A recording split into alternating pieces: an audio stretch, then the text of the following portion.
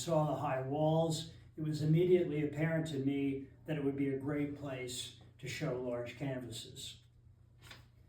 Typically, as I'm making a work, I don't think an awful lot about what it means. Outside events and personal emotions may suggest a path forward when I'm beginning something, but I try not to let that dictate the course of my working process. I like to think that each work, when completed, has multiple meanings, and as is the case with the motivations behind it, the meaning or meanings may be both somewhat identifiable and elusive. The works here, 4 by 5 foot multimedia pieces, were completed between 2016 and 2019. Political chaos in the country was building. There was a palpable sense that things were getting out of control. There was a succession of mass shootings, which we could still be shocked by, and which I cite in the piece after Orlando about the massacre of the Pulse nightclub in Florida. I was also dealing with a personal and challenging health issue. My mood in those years was such that I wanted to work big. Excuse me. As I made them over a period of weeks, but more often months, sometimes putting a piece away and coming back to it later, I would lean the canvas up against the wall of my studio, except when I had to lay it on the floor to glue something down, and collage objects, that is. And there's something viscerally satisfying about standing in front of a canvas that's wider and almost as high as you are and working its surface. Standing and sitting on the floor of my studio were my preferred means of working. I try to do squats on a regular basis. My interest in collage and found objects. I've been collecting stuff my whole life. I still have my high school scrapbook, letters, newspaper and magazine articles, pieces of fabric, used stamps, bottle caps, and so on. When I'm out walking, I'm often looking down, watching for that twisted piece of rusted metal that I may or may not ever use. I try to keep things visible on a table or a shelf in my studio so that one day an object may spur me to use it somehow. So the surfaces in my studio get quite messy. Little piles and groupings of things that someone coming into my studio might find curious or puzzling. Same when I'm walking on the beach, I'm scanning the sand for the sea's detritus washed ashore. It's a habit I've always had. You might call it a scavenger sensibility.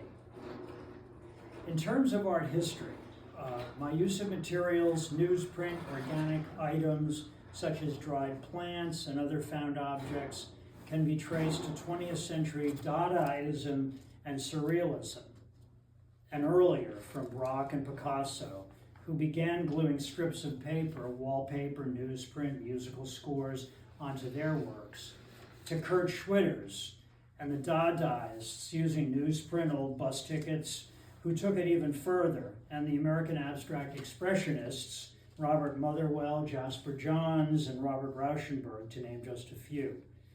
They continued to build on the foundations laid by the use of collage in early modernism. These developments in art history reflected a break from pictorialism, the dominant mode for centuries in Western art. I might also add that African art, with a kind of flattening of perspective, with less focus on making art that has to adhere to dimensionality, folk and outsider artists as well played an important role in the beginnings of modernism and continue to influence artists like myself and many other contemporary artists. More than a century ago, artists were lessening their grip on subject matter, using association and dreams, introducing spontaneity and randomness into their work. What was termed automatism appeared, and there was a questioning of the conventional ideas about time. Their works often point to a hyper-awareness of the passage of time, involve a kind of repudiation of linear time, even asking, what is time, and is it real? One is reminded of Salvador Dali's paintings of melted clocks in the aftermath of the destruction of the First World War. They were also, I think, questioning the idea that the passage of time is an upward arc toward progress. I see my works as sharing in this tradition, the urge to hold on to things that for me are timeless, the ways in which what's past remains very much alive inside of me and even merges into the present. Like what Faulkner said, though he was probably talking more in terms of the culture, the past is never dead, it's not even past. In self-narrative, this piece over here, my collaged jeans, an African patterned shirt that I wore to death, old phone numbers from 50 years ago, yellowed news articles, whether about me or other people, obits, postcards, etc., reference the threads in my life. But instead of being straight, these narrative threads are circular. And they're the things that pull me in, that I want to hold on to. Not just the objects, but what I feel they represent. So the work becomes kind of an autobiographical wall where, like red pins on a map, I can trace some of the people and events that continue to resonate in my emotional life. Like any artist in any medium, you hope that a viewer or listener can recognize parts of themselves in something this personal, can identify in some way, and that a feeling can arise that may have been dormant for a long time. In my case, someone who came of age in the 60s, felt that they were struck by a thunderbolt the first time they listened to Bob Dylan, marched in protests like the guy in the 19th century French artist Damier's painting of the Uprising, read D.H. Lawrence's formerly forbidden novel Lady Chatterley's Lover and Howl by beat poet Allen Ginsberg, stumbled on Wilfred Owen's poems about the carnage and the lives of the young men who fought and died in the First World War, seeing parallels in Vietnam. Someone like me who wrote down the phone numbers of men and women they met for a few seconds or a few exciting hours and would never see again. Got hurt in love and felt irrecoverably that they would never be the same.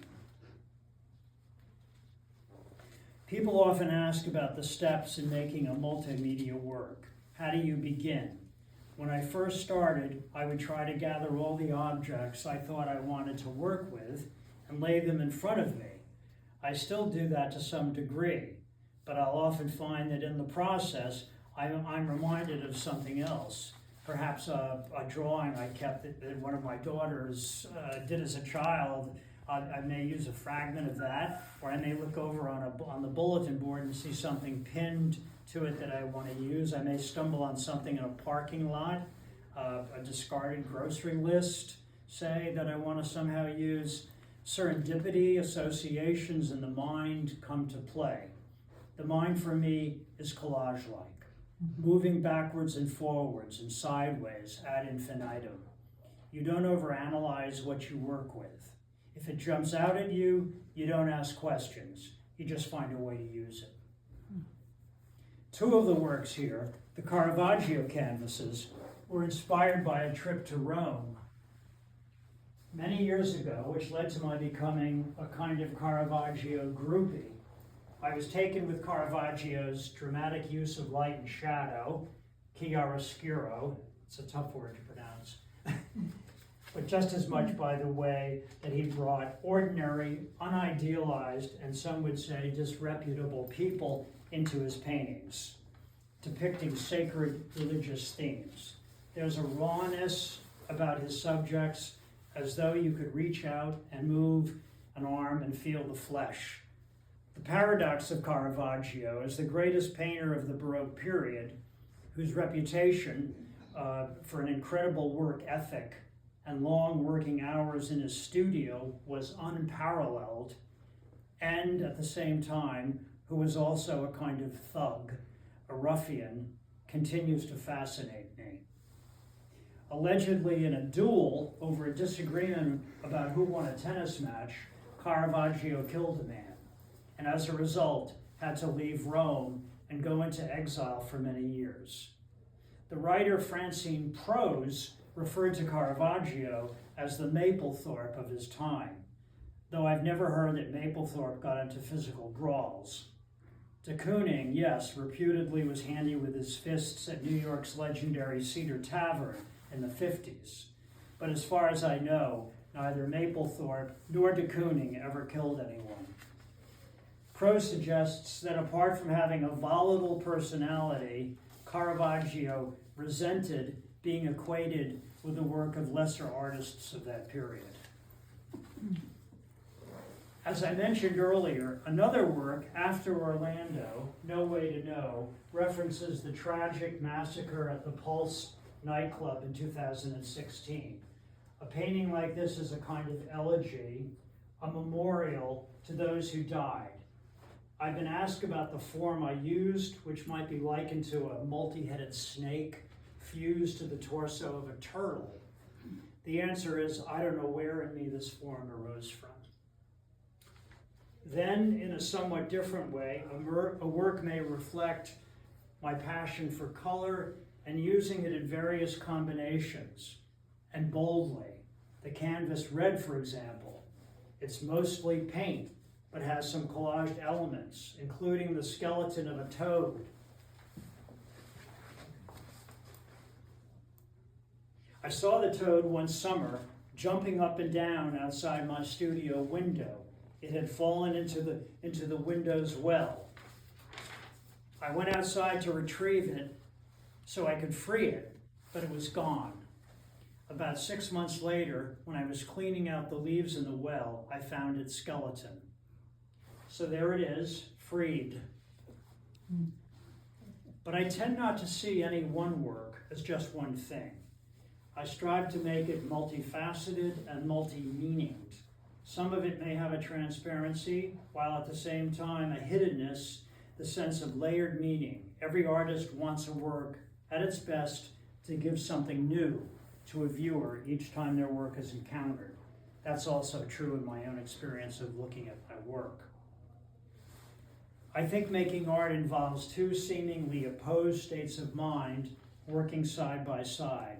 A sense of control on the one hand, and letting go, spontaneity, or even a kind of absolute randomness on the other. These two elements often seem in conflict, which is probably a good thing. At the start of creating something, there's intent, i.e. having a particular idea or vision, but the piece you end up with, its final shape, may or may not have any bearing on that.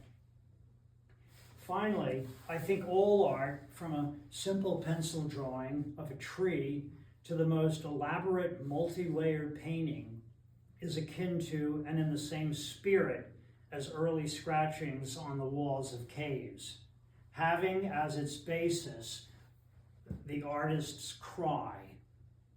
I was here, and this is what I cared about. Any questions?